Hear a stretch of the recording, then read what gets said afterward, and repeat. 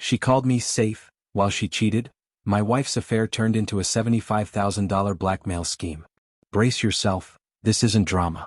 It's the autopsy. I'm Mason, 36. My wife is Ava, 34. We've been married 8 years, 2 kids, Lily 6, Rowan 4. Golden doodle that thinks doorbells are a personal attack. On paper we were fine, good even. I come from a very visible, very old money family, think foundation galas and quiet trusts. Ava's in brand strategy at a buzzy wellness startup, green juice, neon mission statements, the whole thing. About a year ago something in the air changed. Ava got jumpy. New passcode. Focus mode turned on at dinner. Late strategy sessions that ended past 11. She swapped her sandalwood perfume for something sharper, citrus and smoke, and started carrying cash. When I asked why the sudden ATM withdrawals, she smiled like I was cute and said, "Tips for rideshares. Relax." I tried. I really did. My mom, Evelyn, said marriages have seasons. My dad, Thomas, said to stay boring and let drama die without oxygen. So I stayed boring. Then the twist crashed through my front door in a FedEx box with my full name hand-printed across the label. Inside, a slim folder and a note card. The card read, "Pay or everyone you love sees." No signature, just a single initial, M. The folder held stills clearly shot from a hotel mirror. Ava in a silk wrap, hair pinned, laughing into someone's shoulder. His hand at her waist. In one frame their mouths almost touched, close enough to read the heat, not explicit enough to be flagged in the mailroom. There was a printed QR code to a burner email and a number, $75,000. The last line, "You can afford it." My stomach did the elevator drop. I stood at the kitchen island, daylight clean on marble, looking at a life that suddenly had captions. The kids were coloring at the table. Ava was upstairs, changing for Pilates. I should have shouted. Instead, I did what I do when a project goes sideways. I opened notes and titled a file "Facts Only." First signs in order. The passcode. The cash. The wellness retreat charge at a boutique hotel our company uses for donors. Timestamp 10:42 p.m. The new workout playlist she used to tease me for. A weird, frantic call I overheard last week when she thought I was in the garage. Ava whispering, "Please don't," and a man's voice muffled and amused. I took photos of the contents and slid the folder back in the box just as Ava came down the stairs in leggings and that new perfume that doesn't smell like us. She kissed the air near my cheek. "I'll be home by 9, she said, bright as a commercial. We're workshopping brand voice. Whose? I heard myself ask. My voice sounded like someone older. She tilted her head, smile dimming a what? My. Why? I held up the shipping label. Package came for me. Her eyes flicked, label box my face. A beat too long. Then the performance landed. "Oh, probably for the foundation," she said breezy. "They keep mixing us up." She tried to take the box. I kept my hand on it and smiled in a way that said nothing and everything. Ava laughed, one note too high, and grabbed her keys. "Don't wait up," she sang as if we were still in a life that didn't have a countdown. The door clicked. The house exhaled. And I added my first real line to Facts Only. For 18 p.m., blackmail arrived addressed to me, not her. Photos from a mirror. Initial, M. Amount, $75,000. Tone, he knows who I am. He knows what we have. He thinks I'll pay. I didn't sleep. I sat at the island with the box and did the most unromantic thing a husband can do. I audited my own life. First, I called our family office's security lead, Jonah, who looks like an accountant but thinks like a locksmith. I told him I had a sensitive extortion attempt involving a relative. He didn't blink. Do not respond. Do not pay. Preserve everything. And Mason, separate the feelings from the facts. Copy. Next, digital triage. Our iPad still synced Ava's calendar. 2 blocks popped out, Pilates, 7 to 8:30 repeating Tuesdays, and a second invite that appeared then vanished, meet M, 8:45 delete after. I screen grabbed before it evaporated. At 8:41 p.m., Find My showed Ava's phone not at Pilates but near the donor hotel. I didn't go full movie chase. I opened the hotel's app, we'd stayed there for an anniversary, and checked the Experiences tab. It lists evening tastings by floor. Tonight's, Level 12 Private Salon. I took a breath that tasted like pennies. The blackmail notes QR led to a burner inbox with one message scheduled. Instructions will follow. Jonah pinged me on Signal. Your IP is clean. They used a coffee shop router in our zip. Pro. At 9:06 p.m. I got my disclosure. Not cinematic, just cruel in its casualness. Our doorbell camera caught Ava coming home. She waved at the lens, hood up, hair loose. When she passed under the porch light, I saw a smudge at her collarbone like the echo of a mouth. Not explicit but unmistakable. Her lipstick was fresh. The curve of her smile had that soft, faraway tilt I remembered from us, years ago. I watched my own wife walk in, glowing with a story I wasn't in. Upstairs, she kissed my forehead like I was a well-behaved houseplant. Pilates ran late, she murmured, sliding past in that new citrus smoke. In bed, she curled into me with sudden urgency, hands warm, breath quick, the kind of eager that feels like a cover. She whispered, "Don't think, just be here," and for a few minutes my body believed her while my brain stared at a porch-light smudge. It wasn't graphic, it was worse, familiar intimacy repurposed. When she fell asleep, phone under her palm, I lay staring at the ceiling fan and felt my chest echo. At 12:11 a.m. the burner inbox chimed, $75,000 in crypto by Friday or the board, your parents and your press officer receive the gallery. Reply ready, to receive the wallet. Attached was a new still, Ava at that mirror, silk wrap slipping off a shoulder I'd kissed 1,000 times, laughing toward a man's outline. His watch faced inward, engraved. The angle showed just enough jaw to make me nauseous without giving me a name. I typed ready. Then I didn't send it. Instead, I forwarded everything to Jonah and created a folder called Clear Day. Subfolders: photos, calendar, charges, audio. I added the porch cam clip and the 10:42 p.m. wellness charge. I opened voice memos, set my phone on the dresser and hit record, not to trap her but to trap myself from rewriting this. At 2:03 a.m., Ava rolled over and murmured in her sleep, "Your trouble? The way you talk to a man who is not your husband." I stared at the dark and did the one thing I know how to do. I made a plan. Morning looked normal on purpose. Ava hummed while packing the kids' lunches. We don't have kids, she was packing hers. Green juice, protein bar, lip gloss. I poured coffee that tasted like decisions and asked level, "How was Pilates?" She didn't miss a beat. Core killer. Kissed my cheek, mint and citrus. "You should come sometime." Her eyes held mine a half second too long, like she was checking whether the bridge would hold. I went to the office, closed my door and looped Jonah in with my general counsel, Ms. Patel. The plan: no payments, no heroics, pure procedure. Jonah spun up a honeypot wallet to trace any transfer, plus a mirrored inbox to catch the blackmailer's headers. Ms. Patel drafted a preservation letter for the hotel and a quiet note to our family office auditors. Pause any unusual wires. At noon the burner pinged again, tick tick. Ready? I sent a single line, proof you'll delete. They replied with a photo I hadn't seen. Ava in a silk wrap, forehead pressed to a man's neck, both half out of frame. The watch was the tell again, face turned inward, a shallow nick on the bezel at 6 o'clock. My stomach flipped because I'd seen that nick at charity dinners. Not a donor, closer. One of our venture partners, maybe? Or someone who wanted to look like one. I texted Ava, "Dinner at home? I'll cook." She replied, "Rain check, girls' night clinking glasses. I screenshotted, added it to Clear Day. At 6:18 p.m., Find My showed her in the same hotel radius. Jonah messaged, "We've got the floor from a friendly, level 12, Salon C." I didn't go up. I walked the block, counted my breath and let procedure beat panic. In the lobby I asked the concierge, polite, practiced, if I could drop a note for a Mr. Inward-facing watch, my joke not hers. She smiled. "We don't have that name." Of course. At 8:03 p.m., Ava came home glowing. She wrapped me in a sudden hug, warm and insistent, the kind that feels scripted. "Missed you," she breathed, guiding my hand to her waist, steering us bedroomward like choreography. I won't get graphic, but the intimacy felt hurried and oddly performative, like she needed to overwrite whatever came before. She whispered, "Don't stop," with a tremor that wasn't about me, then went still, rolled away and reached for her phone like a reflex. The voice memo on my dresser kept its tiny red line moving. After, I said gently, "Let's do a check-in. You've seemed tense lately." She laughed too brightly. "I'm fine, Mason. You overthink. It's sweet and exhausting." I slid the smallest card across the table, the porch cam still of the collarbone smudge. "This worries me." The mask didn't crack, it changed. First came indignation. "Are you spying now?" Then contempt dressed as concern. "You're jealous of a shadow?" Then, because she's quick, she softened into a sigh, sat on the rug at my feet and took my hands. "Okay. I've been anxious. Work, your family, everyone watching.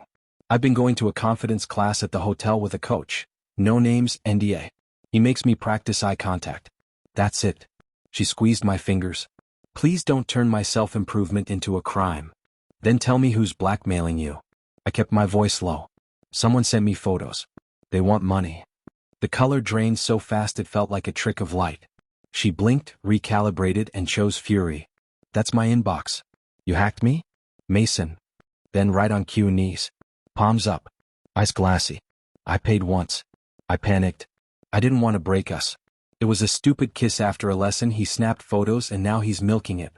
I am so ashamed. A tear fell onto my thumb like a prop. Please believe me. It's nothing. I can fix it. Names? I said softly. Or we call counsel together. She looked at the floor like it might give her a better script.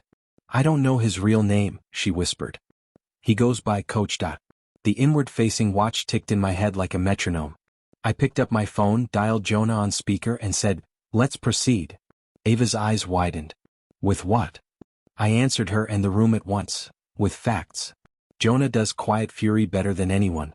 By 3 p.m. he'd mapped the burner's traffic to a co-working suite leased under Leeds Performance LLC. Public website, executive coaching for high-potential founders. Contact photo cropped just above the wrist, but the edge of a watch bezel peeped in, Nick at 6 o'clock. Miss Patel whistled softly. Executive coach. Cute. We set the trap. I texted the burner, $25K today. Meet for instructions. They replied instantly, hotel lobby. 7:30, no drama.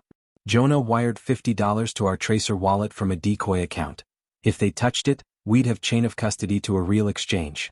Ms. Patel drafted a cease and desist with statutes for extortion and revenge porn, plus a preservation notice to the hotel. Procedure, not panic. Ava hovered in the kitchen like a weather system. 1 minute brisk, I'm going to yoga, don't wait up. Next minute contrite, palms resting on my forearm. Mace, can we please not turn a stupid mistake into a scandal? Your parents will make this public. The word public landed like a dare. I breathed. Then help me end it. She nodded too fast, then added, sharp as glass, you can be so controlling. And there it was again, the pivot from apology to offense. At 7:26 I walked into the hotel lobby with Jonah 3 steps behind and Miss Patel on text. I didn't scan for faces, I scanned for watches. He found me first. Mason. Tall, tan, that consultant casual, open collar, smile that never reached the eyes. Graham Leeds. He extended a hand I didn't take. The watch caught the chandelier light, Nick winking like a confession. I kept my voice courteous. You're contacting my wife. You'll stop today. I slid the envelope across the marble. He glanced inside, statutes, screenshots, the tracer wallet string, then gave me the kind of grin people use when they're used to being the smartest at the table. Misunderstanding, he said. Ava sought me out. People pay for transformation. Sometimes they confuse gratitude with intensity. Then why the threats? I asked. Jonah's phone buzzed. Tracer moved. Exchange, Fairline. Miss Patel texted. We've got the on-ramp KYC subpoena ready. Graham's smile thinned. You're emotional. That's unhelpful. He lowered his voice, leaning in just enough to make it look like we were friends. You don't want your father hearing about this before the fund's annual meeting. The name drop wasn't subtle, it was a flare. He knew the family calendar. And then the twist walked in wearing my last name. Coach, you made it. My cousin Cole, hat backward, clapped him on the shoulder like a frat reunion, then followed his eyes to me and froze. Mace, hey. He swallowed. I booked Graham for performance work at the Venture Studio. He said it like a confession and a defense at once. Performance, I repeated. The lobby suddenly felt 2 degrees colder. Graham recovered first. We're done here, he told me softly. Ava and I have an NDA. If you keep pestering my clients, I'll enforce it. He turned as if to leave, then tripped on his own cleverness. Also, the balcony shot? Artful. He chuckled. Shame to waste it. I didn't blink. Thank you for confirming you possess images, I said. Jonah lifted his phone so the mic could catch that last line clean. Procedure. Ava texted at that exact moment. How's your meeting? I'm at Marla's. Her mother, of course. 5 minutes later, Mom Elaine called. Your father's birthday dinner, tonight, is still on. Do you want me to make it smaller? I looked at Graham's retreating shoulders, Cole's guilty face, and the envelope on the table like a white flag that could cut. "No, Mom," I said. "Keep the chairs. We'll do truth with the roast." Dad's birthday table looked like a magazine spread. Roast with rosemary, linen napkins, a cake that said Ronald, because Mom insists full names are dignified. Chairs filled fast. My sister Tessa with her camera, Uncle Vic trying not to check sports scores, Marla drifting in late with a bouquet and a speech already warming up. Ava arrived last, luminous and brittle, kissed Dad's cheek, then mine like a publicist staging a save. I kept it polite until plates hit the table. Then I tapped my glass. "2 toasts," I said. "One for Dad. One for clarity." Mom's eyes flicked to mine, nurse's triage look, and she nodded. I airplayed a short deck to the living room TV. Slide 1, cropped invoice strings from Leeds Performance LLC, overlaid with our bank's transfer logs. Slide 2, the burner wallet movement into an exchange with KYC.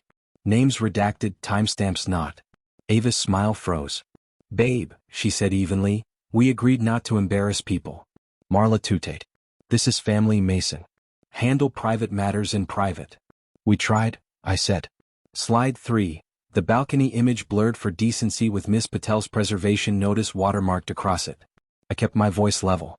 "This will be my only public comment. Someone attempted to extort my household. We've engaged counsel. And we will cooperate fully with HR and the DA if asked." Dad set his fork down carefully. "Do we need a lawyer?" he asked Mom like he was asking if the oven was on. "We have one," she said, never taking her eyes off Ava. Ava chose brazen. "You're making me look unwell for setting boundaries," she said, chin lifted. "Graham is a coach. He helped me get out from under your parents' money. I panicked when the photos surfaced because you'd overreact. I was protecting peace." "By paying installments labeled yoga props?" Tessa asked gently, zooming in with her lens as if the truth would focus. Cole coughed, nearly swallowed an ice cube. "For what it's worth," he mumbled, "Graham's been around the studio for months, not just this." The room turned to him like a weather vane. He shrank. Marla slid into her headline. "My daughter is a feeler. Men punish feeling. Your father," she gestured vaguely at Dad, "never had to prove himself crawling through glass. Ava is ambitious. Ambition scares safe men." Dad blinked. "It doesn't scare me," he said calmly. "But fraud does." I advanced to slide 4, email headers matching the burner to a Fairline on-ramp. Miss Patel's caption, "Extortion plus attempted dissemination." Ava's bravado faltered. She stood so fast her chair scooted, then whiplash, folded to her knees on the hardwood, palms up, mascara already slipping. "I'm sorry," she said, voice cracking. "I was stupid. You scared me. I should have told you. Please, Mason, don't destroy our life over screenshots. I'll block him. I'll change jobs. I'll sign anything." She reached for my shoes and actually kissed the leather. The table went very still. Marla hissed, "Get up," but didn't help her. Mom spoke softly like to a patient. "Ava, stand. Say the whole truth standing." Ava rose, trembling. "It was flirtation that got out of hand," she tried. "A few kisses. He took pictures when I'd had wine without permission." I tapped my phone. Her voice from a saved message played clear over the speakers. "Make my husband jealous with the balcony one. He's safest when he thinks I'm wanted." Ava's face emptied of color. "That's edited," she whispered. Dad pushed back his chair, not loud, just final. "Enough." He turned to me. "What do you need?" I swallowed. "3 things tonight. Joint discretionary cards frozen. My half of the trust distributions moved per prenup. And Ava routes all communication through Miss Patel or our therapist. No more direct bargaining." Ava tried one more pivot, eyes wide and wet. "Please don't tell HR," she begged. "I'll lose everything." Mom's voice was gentle steel. "Consequences aren't cruelty," she said. "They're breaks on a hill." I slid an envelope across to Ava. "This is a post-nup draft with transparency terms. Sign tonight and we work the process. Refuse and I file tomorrow morning." She stared at it, then at me. Anger flashed. "You'll never love anyone like me," she said softly, almost kind. Then she dropped again, knees to wood, head bowed. "Okay, I'll sign." We sang Happy Birthday. After that, too loud, too fast. Dad cut the cake like a surgeon. Tessa handed me a small box under the table, a braided paracord bracelet she'd made. "For climbing," she whispered. "You're going to need a hobby that bites back." I slipped it on. Across the room, Cole stared at his water glass like it might drown him. Marla texted furiously. And Ava, eyes rimmed red, signed her name on the dotted line while the candles smoked. The day after cake and signatures, Miss Patel moved like a metronome. She filed the post-nup with the notary stamp still warm, froze the joint discretionary card, and sent a cool, courteous letter to Mr. Leeds, Graham, stating that further contact would be considered extortion and routed to law enforcement. She CC'd HR at Ava's company and our therapist. Watching disciplined adults do their jobs felt like oxygen. Graham did what cowards do, he escalated loud. A no-caller ID rang 5 times during my commute. On the 6th I let it hit voicemail. His voice was oily and upbeat. Hey champ, ignore the suit. Investors like exciting founders. People adore a redemption arc, send the next 15K and I'll lose, the balcony set. Miss Patel texted, do not respond. Preserving. Ava called from the office bathroom, whispering that she was shaking and humiliated, then pivoted in the next breath to you're ruining my career. I kept my voice even. We're stopping the bleeding.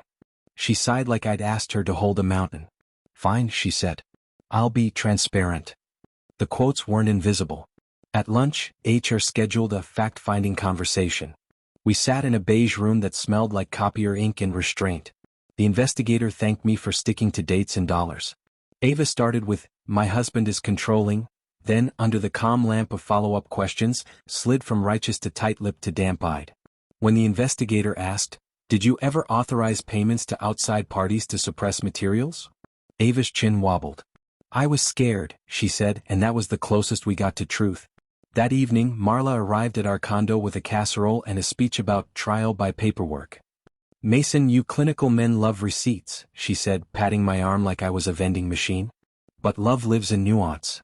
My mom, perfectly courteous, set 2 plates and replied, nuance doesn't require burner wallets. Marla pivoted to tears, then to fury, then to a hug that was mostly self-comfort. When she left, she forgot her shawl, a recurring tactic to re-enter scenes. I hung it on the doorknob and locked the bolt. Ava swung between absolutes like a clock, contrite in the morning, I'll quit my job if you want, resentful by dinner, you're micromanaging my healing. We set a nightly check-in. Night 1 she offered passwords and cried into my shirt. Night 2 she angled her phone away and said, trust takes time. The math insulted me. Moose curled at my feet and groaned like even he was tired of modulation. The twist I didn't expect came from my brother-in-law Cole. He DM'd me a single screenshot, Graham in a Slack thread bragging to investors that he had a leverage flywheel and was about to generate a big boring buyout. It wasn't just us, he'd done this before, on 2 other founders, 1 divorcee, 1 musician. Miss Patel whistled softly when she saw it. Pattern, she said. Diaz love patterns. She looped in a white-collar contact faster than I could blink. That night, Ava went full theater, knees on the kitchen tile, palms up, mascara maps. Please, she whispered, don't press charges. He'll retaliate. I was gentle. He already is. She grabbed my hands, kissed my knuckles, promised church, detox from validation, a phone dump. Her eyes flicked, mid-pledge, to the screen lighting on the counter. 1 second, she breathed and reached. I let the silence land. She froze, put the phone down like it had teeth and folded again. I'm trying, she said into her own hands. After she slept, I sat with the ache that arrives when the floodlights turn off. I had been the reliable man, the one who learned birthdays, changed air filters, kept promises. It is a specialized pain to be told that steadiness is boring, then asked to save the ship anyway. I opened my notebook, exit on 1 tab, build on another, and wrote a short, jagged list.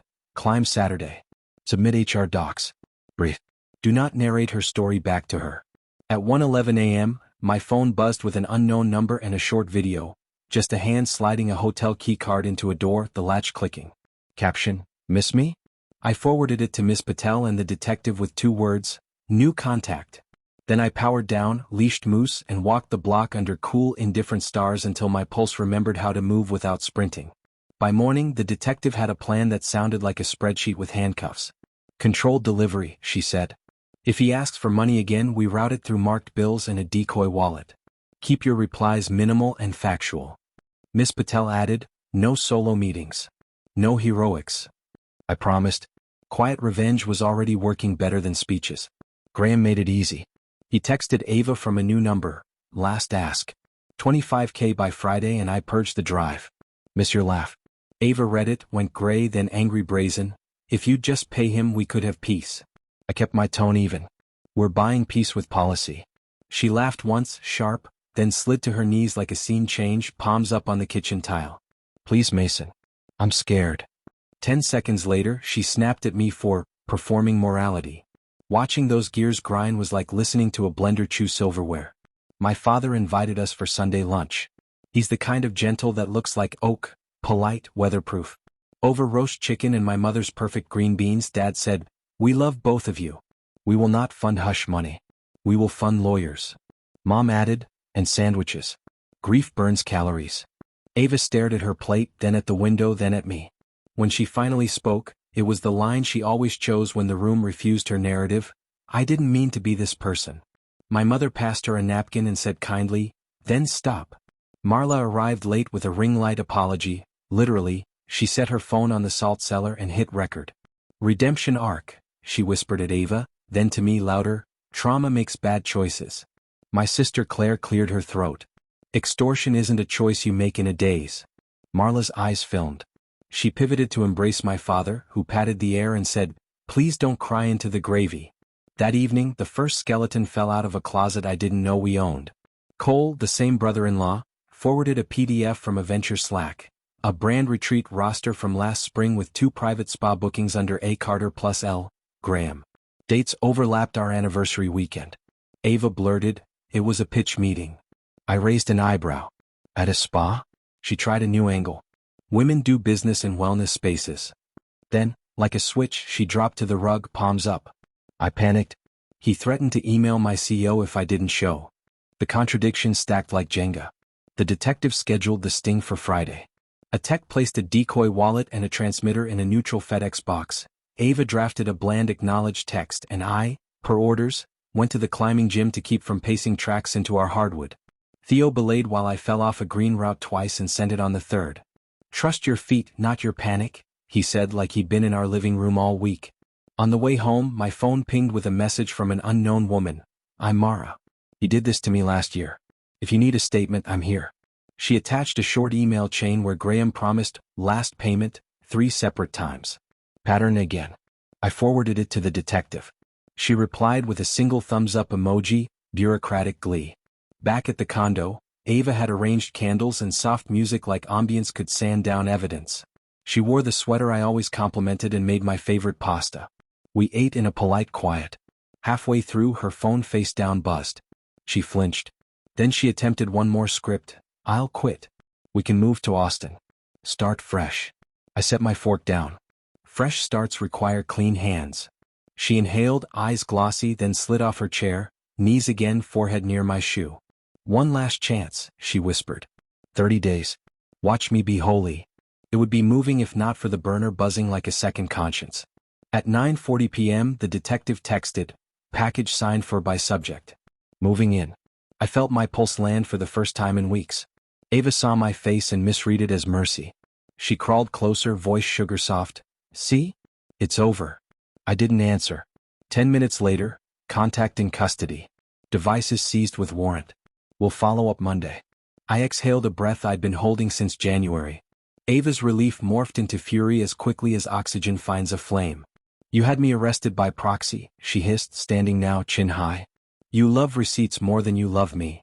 Then half-beat she folded, tears bright. "I'm sorry. I'm scared. I'll be better." Both things true, neither sufficient. I leashed Moose and walked the block. The April air smelled like rain and asphalt and the kind of quiet that isn't empty. When I came back, the candles were still burning, the pasta was cold, and Ava was on the couch, knees to chest, mascara comets on her cheeks, whispering, "Am I fired from my own life?" I sat in the chair across from her and for the first time felt the answer forming. No, just not allowed to drive mine anymore. Monday came with coffee strong enough to stand a spoon and 2 emails that felt like weather alerts. Detective Ruiz. Subject charged with extortion, wire fraud attempt. Multiple complainants identified. Devices contain images consistent with blackmail. You'll be contacted by the DA. Miss Patel, we proceed on 2 lanes, marital and criminal adjacent. Keep comms written. No speeches, all paper. HR scheduled interviews. Ava texted me a screenshot of her calendar hold, then followed with, If you cared, you'd come with me. I replied, that's not appropriate, and felt 50 years older in a single bubble. By noon, her badge access was temporarily paused, and a polite memo went company-wide about zero tolerance for coercion. Serena, the teammate who'd tipped me before, sent a short note. Policy got real. People exhaled. The DA call was clinical. They'd found a pattern: Venmo keys, hotel invoices, screenshots, and a folder labeled insurance with names. Mine was one of 6. Mara, the woman who'd messaged me, wasn't the only one. A relief and a grief pressed the same bruise. We were a set. At home, I drew a line that looked like furniture. I moved to the guest room. Ava watched from the doorway, angry, brazen. Punishing me helps who? I kept my tone level. It helps me sleep. Minutes later, she tried tenderness as strategy. Soft sweater, citrus shampoo, the familiar tilt of her head against my shoulder. My body remembered, my brain did not. I stepped back. She crumpled onto the runner, knees first, palms up, whispering, please, 30 days. I'll be holy. The word holy echoed around the room like it had nowhere to land. Miss Patel drafted a post-nup that read like seat belts. Full device transparency, separate finances, reimbursement schedule, a clause about no contact with Graham or any affiliated parties, and one line in bold, breach converts to immediate separation. Ava skimmed, scoffed, then cried. You turned love into a lease. I said, I turned chaos into plumbing. She signed, hands shaking. More skeletons clattered out. A boutique card in her name with a mailing address at her mother's condo. Charges matched wellness nights. A certification on her resume that turned out to be a weekend webinar. My father raised an eyebrow. In my day, we called that a pamphlet. Marla went live, ring light blazing, to explain that growth looks messy, and tagged nobody, then texted me privately asking if I'd float a small balance on the boutique card for optics. I sent her Patel's clause and a reminder I'm not a bank. She replied with a sad face filter. The DA asked me to preserve everything. I printed the worst of it, slid the stack into a red folder labeled Clean Exit, and put it beside a new one labeled Next. Theo kept me human, green routes, falls that stung but didn't scar. Trust your feet, not your panic. I added a second therapy session and a Saturday morning habit. Paddle laps on the lake before the crowds, water like glass, shoulders burning honest. Ava oscillated hourly, saint, storm, penitent. After one HR interview, she came home empty-eyed. They asked for dates, she said, like dates were an insult. She reached for me out of muscle memory. I handed her tea instead. She stared at the mug, then at me. Am I fired from us? I met her gaze. For now, you're on leave. That night, Mom dropped soup and a note. Proud of your paperwork. Dad fixed a hinge that didn't need it and said, sturdy, which is how he says I'm here.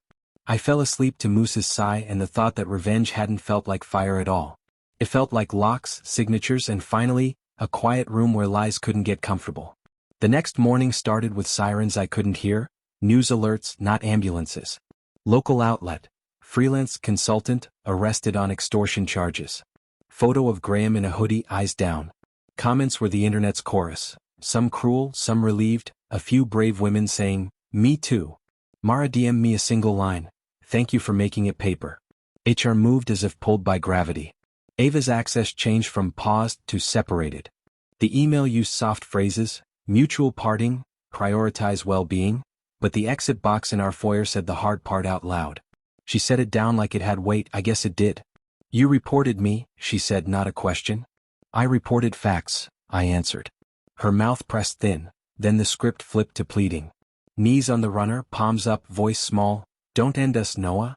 I finally heard it. She always said us when she meant me. Miss Patel arrived with the calm of a metronome and a stack of tabs. We can honor the post-nup or convert to separation, she said. Your call. I looked at the red clean exit folder, then at the blue next. My father stared at the window like it held instructions.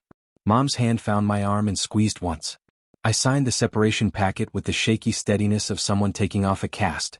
Marla came in hot, perfume first, camera second. Divorce is bad optics, she announced as if my life were a press release. When I didn't rise, she pivoted to soft focus. Do it for the kids you don't have yet. My mother's smile could cut steel. We're doing it for the son we do have. Marla sniffed and texted someone about a retreat. The DA's office asked me to give a short statement for bail. I kept it factual.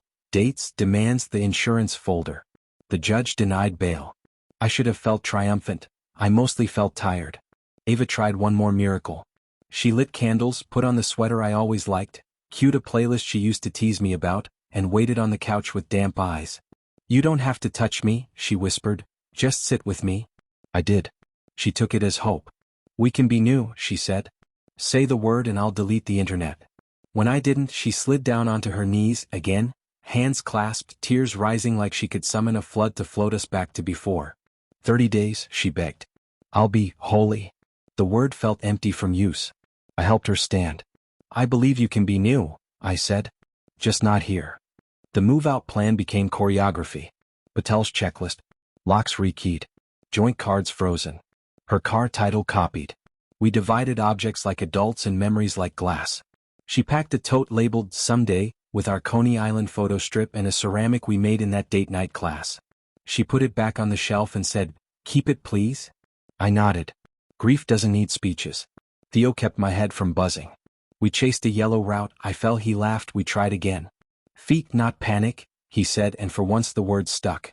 Saturday I went back to the lake and paddled until the cold got inside my bones and shook something loose. I booked a 3-day desert trip with a trail group. Cheap bunk, Red Rock, no notifications. Ava's last act before leaving was small and devastating. She set down Moose's favorite tug toy, kissed his head, then turned to me at the door. "No mascara, no theatrics." "I'm sorry I used your goodness as cover," she said. "You were better than me." I wanted to argue, to offer a softer version. I didn't. "I hope you're honest," was all I managed. She nodded, lifted the box, and walked into a hallway that felt suddenly wider. When the latch clicked, the house exhaled. I put the red folder in a locked drawer and the blue one on the counter.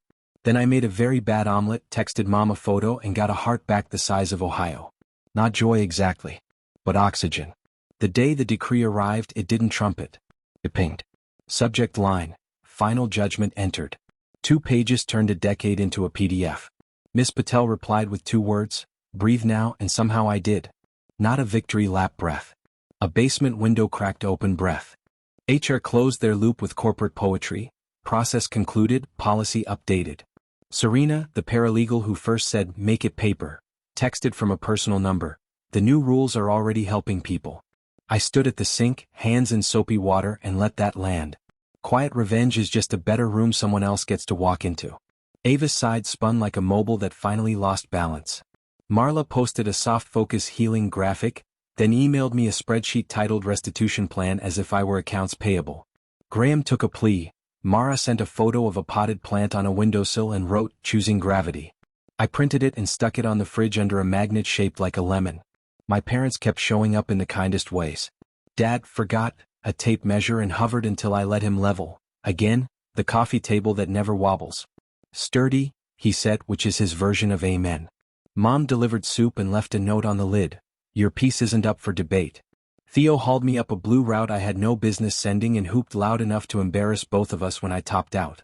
I started sleeping through the night in a house that had the same walls but a different air. New rituals replaced alarms. Sunday lake paddle, breath turning to steam. Tuesday open mat at the gym. I belayed strangers and remembered how trust works when it's literal. Thursday night, I read at open mic. 5 minutes about a dog that finally spins the right direction because his person stopped spinning for the wrong people. A woman in a denim jacket mouthed "same," and it felt like being handed a small flashlight in a long hallway. I took the desert trip I'd booked on a dare to my future. Sunrise bled into Red Rock. A guide named Kay told us, "Look where you want your feet to go." I realized I'd spent a year staring at the drop. On the last day, I hiked out to a rim and let the wind do what sermons couldn't. Not absolution. Angle change. What I learned, in case you're reading this at 2 a.m. with a phone glow for company: your gut isn't drama, it's data. Count it, paper beats panic. Screenshots, dates, policy. Quiet wins last. Safe isn't an insult. It's a harbor. Don't sand off your steadiness to impress a storm. Boundaries aren't punishment, they're plumbing. They keep your life from flooding. Forgiveness without truth is theater. Turn on the lights or close the curtain.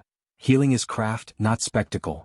One meal you cook well, one route you finish, one night you sleep through. I kept a small box labeled "Kept." Deed, the post-nup, 2 climbing punch cards, a Polaroid of Moose asleep on my shoes, and Mara's plant picture. Not trophies. Receipts for a life I'm still building. If you're where I was, here's my whole playbook in 3 lines. Make a folder, make a plan, make a door. Then walk through it. After the click, there isn't fireworks. There's room. And room, it turns out, is enough to start again.